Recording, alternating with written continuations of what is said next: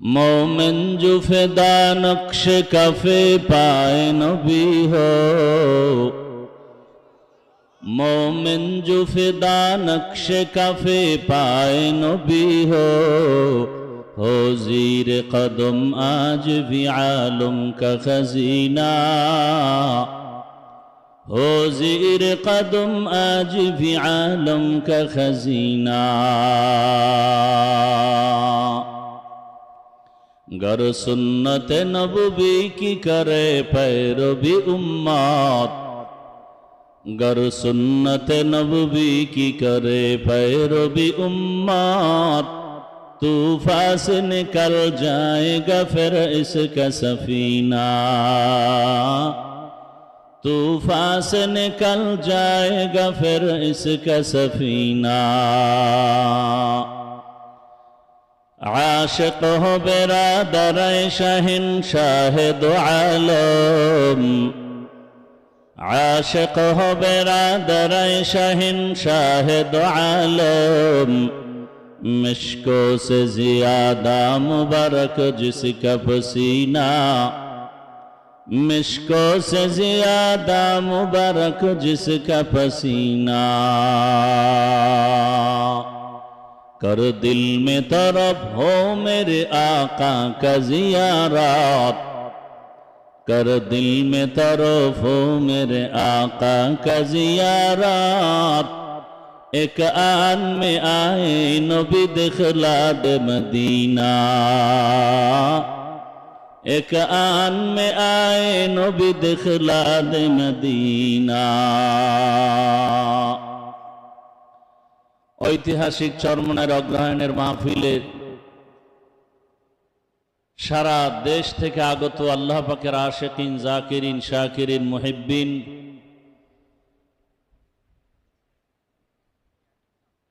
মুজাহিদ ভাইরা, যুবক বন্ধু, পর্দার আড়ালের মা বোনেরা, 3 দিন ব্যাপী মাহফিলের আজ দ্বিতীয় দিন শেষের দিকে বিশাল সম্মেলন, এই সমাবেশ, এ মাহফিলের মধ্যমণি হযরত পীর সাহেব হুজুর চরমনাই দামাত বারাকাতুহুম, নায়েবে আমিরুল মুজাহিদিন দামাত বারাকাতুহুম সহ দেশ বরেণ্য উলামায়ে কেরাম কেউ এখানে বয়ান করেন আমাদের কলবের খোরাক দেওয়ার জন্য, আর আমরা কলবের খোরাক নেওয়ার জন্য আসি। আল্লাহ পাক আমাদের এই ময়দান থেকে কলবের খোরাক নিয়ে যাওয়ার তৌফিক আল্লাহ দান করেন। সংক্ষিপ্ত 2-4টি কথা বলার নিয়তে কোরআনে হাকিমের যে আয়াত পড়েছি, রাসূলের একটি হাদিস পড়েছি। আল্লাহ পাক বলেন, ওয়া আম্মা মান খাফা মাকামা রাব্বিহি ওয়া নাহান নাফসা আনিল হাওয়া ফাইন্নাল জান্নাতা হিয়াল মাওয়া। আল্লাহর আদালতে দাঁড়াইয়া হিসাব দেওয়ার ভয়ে দুনিয়াতেই যারা নিজেদেরকে গুনাহ থেকে ফিরায় রাখবে, বাঁচায় রাখবে, আল্লাহ তাদেরকে বিনা হিসাবে জান্নাত দান করবেন। নবীজি বলেন, ইত্তাকিল মাহারিম তাকুন আবাদান নাস। আল্লাহর নিষিদ্ধ জিনিস থেকে নিজেকে বাঁচাও, তো আল্লাহ মর্যাদা মানুষের কাছে বৃদ্ধি করে দিবেন। আল্লাহর আদালতে দাঁড়াইয়া হিসাব দেওয়ার ভয় অন্তরে জমা করে গুনাহ থেকে বাঁচার কথা আল্লাহ বলেছেন। আল্লাহর আদালতে দাঁড়ানোর ভয় কেন? এবং আল্লাহ পাক রব্বুল আলামিন বারবার আমাদেরকে ভয়ের কথা বলেন। কোরআনের শুরুতেও ভয়, শেষেও ভয়, বারবার। যালিকাল কিতাবু লা রাইবা ফীহি হুদাল লিল মুত্তাকিন। আল্লাহ পাক রব্বুল আলামিন বারবার, শুধু আমাকে, আমাদেরকে না, যে রসুল আল্লাহ পাকের এত প্রিয়, যার চেহারা দেখলেই ক্ষুধা নিবারণ হয়ে যায়, সেই রসুলকেও আল্লাহ বলেন ভয় করার জন্য। ইয়া আইয়ুহান নাবিয়্যুত্তাকিল্লাহ ওয়া লা তুতি'ল কাফিরিনা ওয়াল মুনাফিকিন।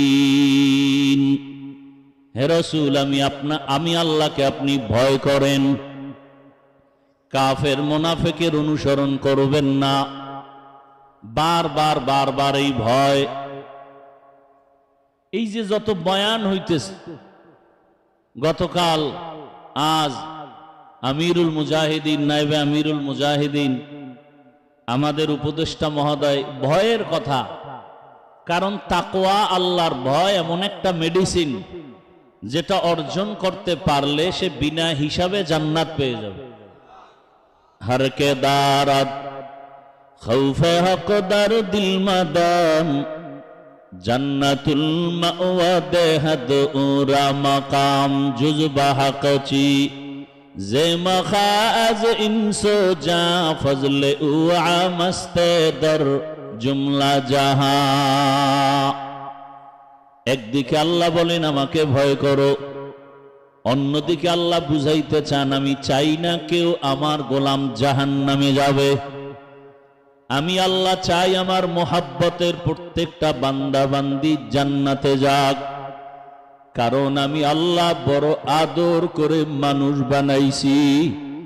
আমি আল্লাহ এত মোহাব্বত করে বান্দা বান্দি বানাইলাম, এমন আদর মোহাব্বত করে কোন প্রাণী আমি সৃষ্টি করি নাই। আমি আল্লাহ মোহাব্বত করে বানাইছি কেমন? আল্লাহ বলেন ওয়া খুলিকাল ইনসানু যায়ীফা, আমি মানুষ বানাইছি বড় দুর্বল করে। দুর্বল মানুষটা কেমন?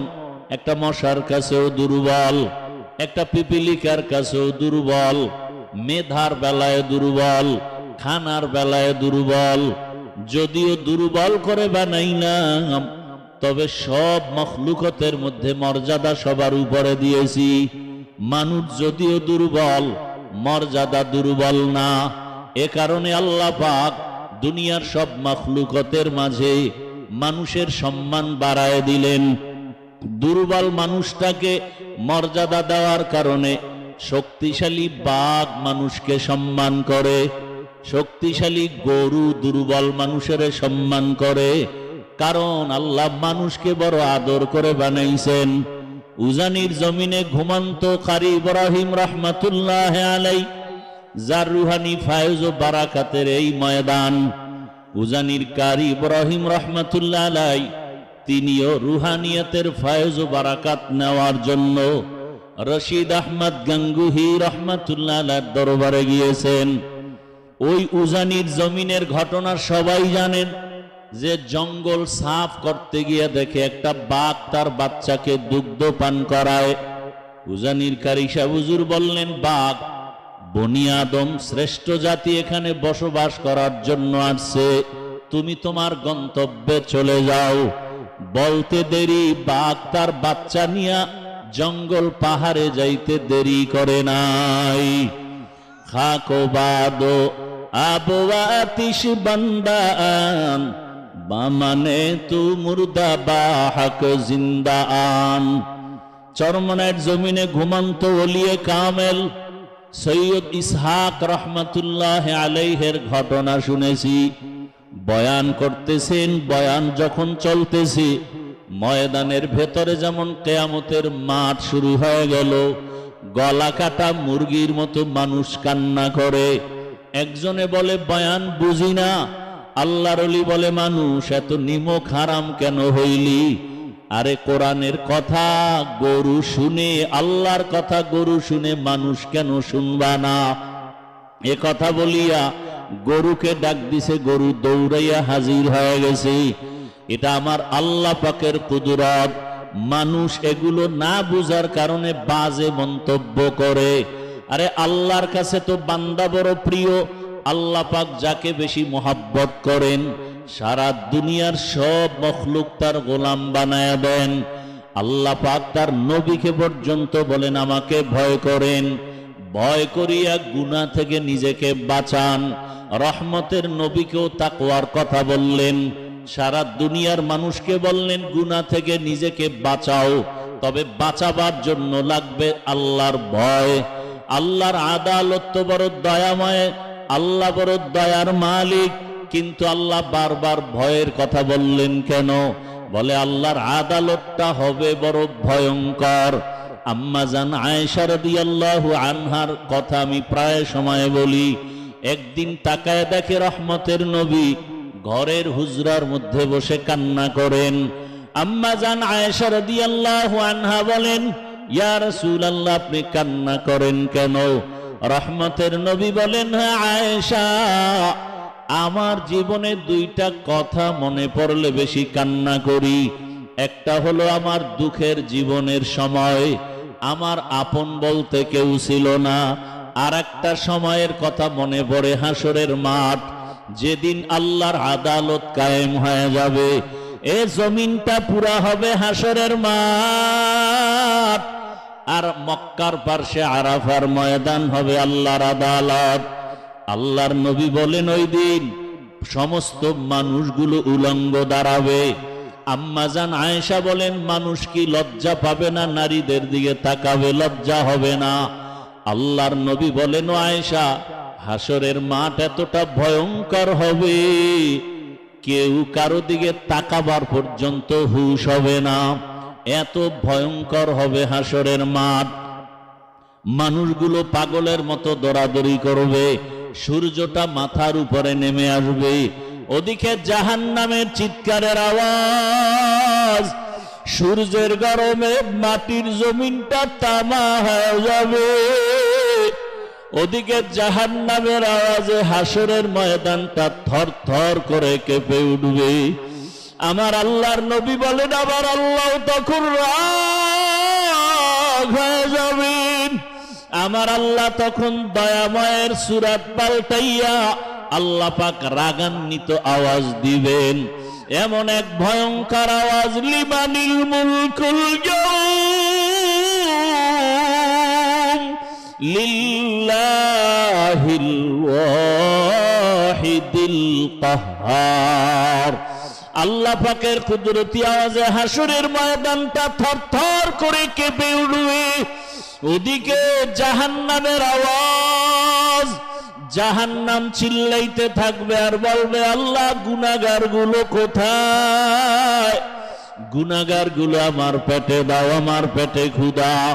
আল্লাহ বলবেন, ফেরেশতারা জাহান্নামকে ফিরায় রাখো, জাহান্নাম যদি সামনে আগায় বিচার করা সম্ভব হবে না। ৭০,০০০ শিকল লাগাইয়া জাহান্নামকে ধরিয়াও রাখতে পারবে না, উম্মতেরা পাগলের মতো দৌড়াবে। এই অবস্থা দেখে নবী বলেন, সব নবীদের কান্নার আওয়াজ। আদম নবী কাঁদবেন নিজের চিন্তা পেরেশানি, মুসা নবী কাঁদবেন, ঈসা নবী কান্না করবেন। এমন এক পরিস্থিতি হবে, উম্মতেরা পাগলের মতো নবীদের কাছে গিয়া বিমুখ হয়ে যাবে। সর্বশেষ উম্মতেরা গরম সহ্য করতে পারবে না, তালাশ করবে, আখিরি নবী কোথায়? আল্লাহর নবী কথা বলার পরে আম্মা জান বলেন, নবী আপনাকে কোথায় পাওয়া যাবে? উম্মতেরা কোথায় পাবে? আম্মা জানকে নবী বলেন, আয়েশা, ওই হাসরের কঠিন সময় আমি মাকামে মাহমুদে রবের দরবারে সিজদায় পড়ে কান্না করব। মুসা নবী কাঁদবেন নিজের ফিকিরে, উম্মতের চিন্তা নাই। ঈসা নবী কাঁদবেন, উম্মতের চিন্তা নাই। আর আমি মুহাম্মদ সিজদায় পড়ে কান্না করব, একবারও নিজের চিন্তা করব না। বারবার বলবো, আমার উম্মত, ও আল্লাহ, আমার উম্মতের বাঁচাও, আমার একটা উম্মত যেন জাহান্নামের আগুনে না যায়, কারণ আমার উম্মত জাহান্নামের আগুন সহ্য করতে পারবে না। ওই জাহান্নামের আগুন এত ভয়ঙ্কর আগুন। আল্লাহ তাআলা বলেন, আল্লাতী তাত্তালিউ আলাল আফইদা, জাহান্নামের আগুন শরীরের যে কোনো জায়গায় লাগা মাত্র কলিজা পর্যন্ত ভুনা হয়ে যাবে। আল্লাহর আদালতে রহমতের নবীর কান্না, এমন এক অবস্থা, আল্লাহ বলবেন, নবী আপনি কাঁদবেন না, মাথা উঁচু করেন, আপনার উম্মতগুলো ধরে ধরে জান্নাতের রাস্তায় নিয়ে যান। আল্লাহর নবী বলেন, তখন আমি মনের আনন্দে আমার উম্মতগুলো ধরে ধরে আমি জাহান্নাম থেকে বাঁচায় জান্নাতের পথে হাউজে কাউসারের কিনারায় নিব। আম্মা জান আয়েশা রাদিয়াল্লাহু আনহা বলেন, ইয়া রাসূলুল্লাহ, আপনি কোটি কোটি মানুষের মধ্যে উম্মতের চিনবেন কি করে? নবী বলেন, আমার যারা খাঁটি আশিক, এরা দুনিয়াতে ওযু বানাইয়া 5 বেলার নামাজ আদায় করত, হাসরের ময়দানে ওই ওযুর জায়গাগুলো নূরের আলোতে ঝলমল করতে থাকবে। আমি নবী দেখে দেখে বাছাই করে করে জান্নাতের পথে নিয়ে যাব। আল্লাহ পাক নবীর কান্না দেখিয়া সহ্য করতে পারবে না, ওদিকে জাহান্নামেরও চিৎকার বন্ধ হয় না। আল্লাহ কুদরতের একটু পানি দিয়া বলবে, রে ফেরেশতা জাহান্নামের গায়ে ছিটা দাও, জাহান্নামের গায়ে ছিটা দাও। মাত্র জাহান্নাম পেছন দিকে দৌড়াবে, ধরে রাখতে পারে না। ফেরেশতারা বলবেন, ও দয়ার মালিক, যেই জাহান্নামের 70,000 শিকল লাগাইয়া ধরে রাখা যায় না, এমন কি রহমতের পানি দিলেন যে জাহান্নাম পেছন দিকে দৌড়ায়? আল্লাহ পাক বলবেন, এটা জমজমের পানিও না, রৌদ্রের পানি, বৃষ্টির পানিও না, সমুদ্রের পানিও না, এই বরকতের পানি আমার মোহাব্বতের নবীর উম্মতের চোখের পানি। এই চরমনার ময়দানে কান্নার আওয়াজ কত আজের প্যান্ডেলে যায়, কিন্তু চরমনার মাঠে, উজানির মাঠে আসলেই মনে হয় যেন দুনিয়া বলতে কিছুই নাই। ওরে আমি কিসের পিছনে দৌড়াই, কিসের বাড়ি, কিসের গাড়ি, কিসের টাকা পয়সা, কিছুই না। ওরে এখানে আসার পরে বাড়ির চিন্তা নাই, গাড়ির চিন্তা নাই, ঘরের চিন্তা নাই, টাকার চিন্তা নাই। এখানে আসার পরে একটাই চিন্তা, আমার মালিক, আমার মালিকের তো এখন আমি পাইলাম না। টাকা পাইলাম, বাড়ি পাইলাম, গাড়ি পাইলাম, আমার মালিকের পাই নাই। আল্লাহর বান্দার অন্তরের মধ্যে মাওলার এক মোহাব্বতের আগুন জ্বলিয়া উঠে, আর চোখের পানি ছেড়ে গুনার জন্য তওবা করে আর কান্না করে। এ জীবনে না করিলাম বান্দেগি, গুনাহ করে কাটাইলাম জিন্দেগি, গুনাহ করে কাটাইলাম জিন্দেগি। তওবা করে আবার তওবা ভাঙ্গিলাম, তওবা করে আবার তওবা ভাঙ্গিলাম। অবশেষে খাঁটি তওবা করিলাম, অবশেষে খাঁটি তওবা করিলাম। সকলেরই দরজা হইতে ফিরিয়া, সকলেরই দরজা হইতে ফিরিয়া, আপনার দরজায় রইলাম পড়িয়া। চরমনার ময়দানে রইলাম পড়িয়া। আপনি যদি মাফ না করেন বান্দারে, আপনি যদি মাফ না করেন বান্দারে, বলে না আপনার বান্দা যাবে কারবারে, বলে না আপনার বান্দা যাবে কার দ্বারে গুনাহ করেছি আর তবু না করব না গুনাহ করেছি আর তবু না করব না দয়া করে মাফ করে দেন রব্বানা দয়া করে মাফ করে দেন রব্বানা। আয় আল্লাহ এই ময়দান থেকে কাউকে খালি ফিরিয়ে দিবেন না। আয় আল্লাহ গুণমুক্ত জীবন দান করেন। আয় আল্লাহ আপনার খাস ওলিদের বন্ধু হইয়া কলবের খোরাক নিয়ে বিদায় হওয়ার তৌফিক দান করেন। আল্লাহ আমাদের সবাইকে কবুল করেন। দোয়া চাই আল্লাহ পাক ইখলাসের সাথে খেদমতের জন্য কবুল করেন।